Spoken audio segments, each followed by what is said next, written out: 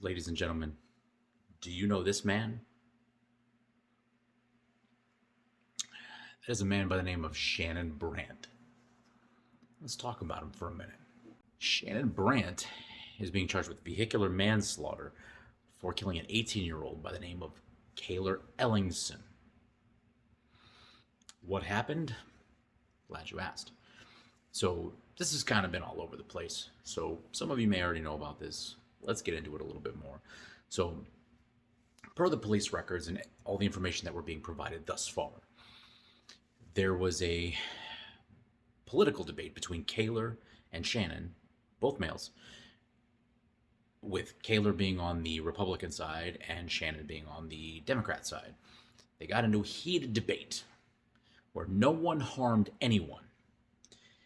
Kayler walked off, made a phone call, and Shannon ran him over and killed him in an alley in the wee hours of the morning. So as you dig into this a little bit more, obviously people have taken sides. The right is like, whoa, the left is like, whoa. But as you dig into the details, Shannon stated that because of the heated argument that he had, he believed that Kayler was part of a radical, conservative, MAGA extremist group. And he felt that that phone call was people being called to come harm him. So he responded rather than leave the scene and get away from any potential danger that is, at this point, all in his mind.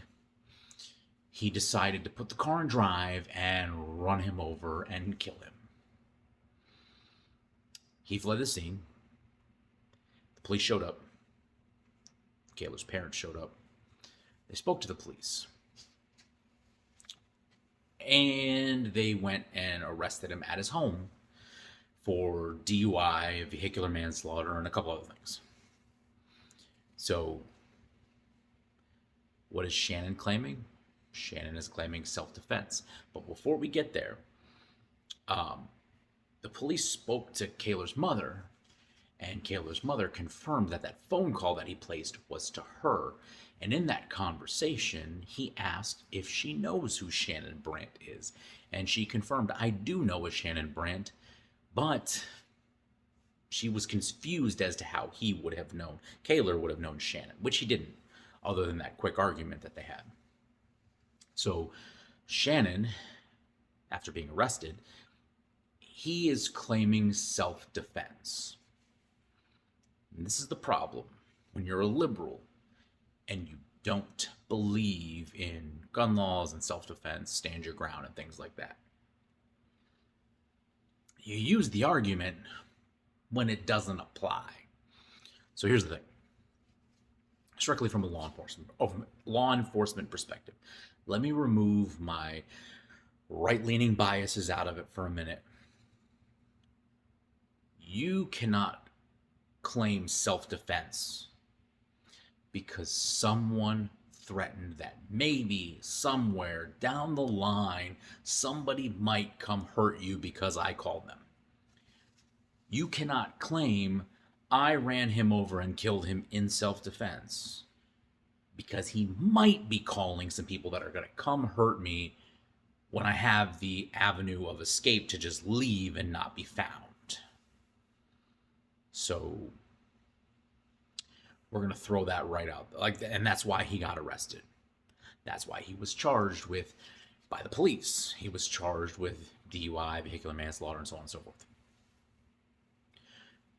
It's flat out is not a legitimate excuse. But the problem is, before we get too crazy far off in the other direction, I was just in one of my TikTok friends' lives, and I was going back and forth with a lot of people, and she was going back and forth with a lot of people, talking about the fact that the Attorney General has said that they are not going to charge him, which proves his innocence. First and foremost, it does not prove innocence by the fact that the Attorney General is not going to prosecute on charges. That is the Attorney General, who is basically the person in charge for the state of prosecution in general. They're responsible for overseeing all of that. Them choosing not to prosecute and press charges on this person does not mean innocence. It also does not mean guilt. It means whatever it means. It could be they know someone. It could be political bias. It could be anything. There could be a multitude of reasons, despite the fact that they have all this evidence and that they felt that they could arrest him on it. I have handed prosecuting attorneys silver platters with all the evidence, admission, DNA, photo evidence, video evidence, witness statements, everything put together, and they still didn't prosecute on the case. That doesn't mean they're innocent. It means they didn't prosecute. That's all it means. It could be something as simple as they're not overconfident in their ability. It could mean anything. So we're going to put that baby to bed right now. The Attorney General not prosecuting means jack shit. And you can't blame, you can't claim self-defense in this situation, period. In no state, conservative or Democrat, or liberal or conservative, you can't claim in any reading or interpretation of the law, you can't claim self-defense in this situation because there was no imminent threat to defend from, period. So, moving past the actual case, my question to you is, if Trump is being investigated for inciting violence because he, post losing the election, he said the American people won't stand for this, and it caused a little insurrection at the Capitol. If he's being investigated for simply saying people won't stand for this, is Joe Biden going to be held as accountable for this? Because Joe Biden, less than a week and a half ago, stood on television like a dictator, shaking his fist and very Hitlerish. And he said the biggest threat to this country is the MAGA Republicans. What happened? Someone went out and had a political debate and felt that someone else that was arguing with them was a MAGA Republican extremist, and he promptly ran him over with a car and ended his life.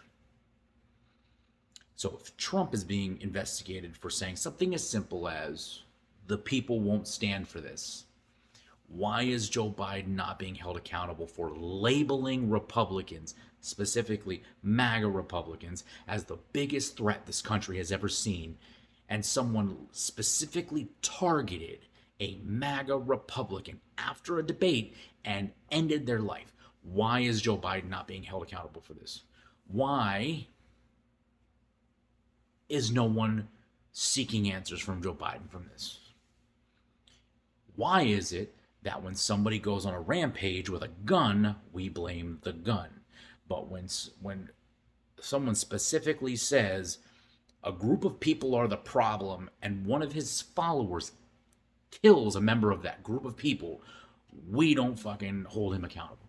Why is that? Because there is liberal hypocrisy every time, because the media and the government is controlled by liberal nonsense, and their bullshit is accepted and brushed aside like it's no problem.